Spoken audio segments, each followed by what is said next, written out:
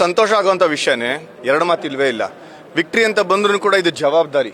Already 2010, 11, 12 ನೋಡಿದ್ವಿ ನಾವು. ಜವಾಬ್ದಾರಿ ತಗೊಂಡಾಗ ಎಷ್ಟು ಕಷ್ಟ ಇದ್ರೂ ಕೂಡ ಎಷ್ಟು ಸಮಾಧಾನ ಆಗುತ್ತೆ ಅಂತ. ಒಟ್ಟಾರೆ ಹೇಳಿದ್ರೆ Karnataka cricket important. Karnataka cricket ಅಂದರೆ ಬರೀ ಬೆಂಗಳೂರಲ್ಲ, 6 ಝೋನ್ಸ್ ಇದೆ, ಡಿಸ್ಟ್ರಿಕ್ಟ್ಸ್ ಇದೆ, ಎಲ್ಲ ಕಡೆಯಿಂದನೂ ಹುಡುಗರು ಬರ್ತಾರೆ, ಅಕಾಡೆಮೀಸಿಂದ ಬರಬೇಕು ಮಕ್ಕಳು. ಸೊ ಎಷ್ಟು ಜನ ಹುಡುಗರು ಆಡ್ತಾ ಇದ್ದಾರೆ, ಅವ್ರು ಎಷ್ಟು ಸ್ಯಾಕ್ರಿಫೈಸಸ್ ಮಾಡಿರ್ತಾರೆ, ತಂದೆ ತಾಯಿಗಳು, ಕೋಚಸ್ಸು, ಟೀಮ್ಸು.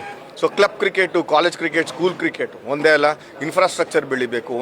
ಇನ್ನೊಂದೇನಂದ್ರೆ ಸ್ವಾರ್ಥ ಇಲ್ದಿರ ವೆಂಕಿ ಸಖತ್ತಾಗಿ ಹೇಳಿದ್ರು, ಒಳ್ಳೆ ಮಾತು ಹೇಳಿದ್ರು. ಈ ಟೀಮ್ ವಿ ಅಂತ ಹೇಳಿದ್ರು, ನಾನು ಮಾಡ್ತೀನಿ ಅಂತ ಹೇಳಿದ್ರೆ ನಾವು ಮಾಡ್ತೀವಿ ಅಂತ ಹೇಳಿದ್ರು. ಇದು ಒಳ್ಳೆ ನ್ಯೂಸೇನೆ.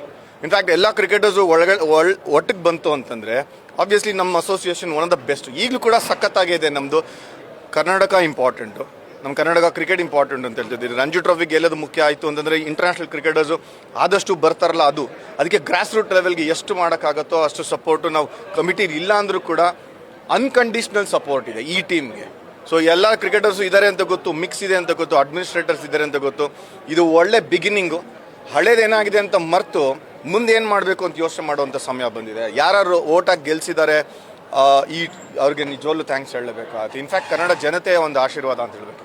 Thank you.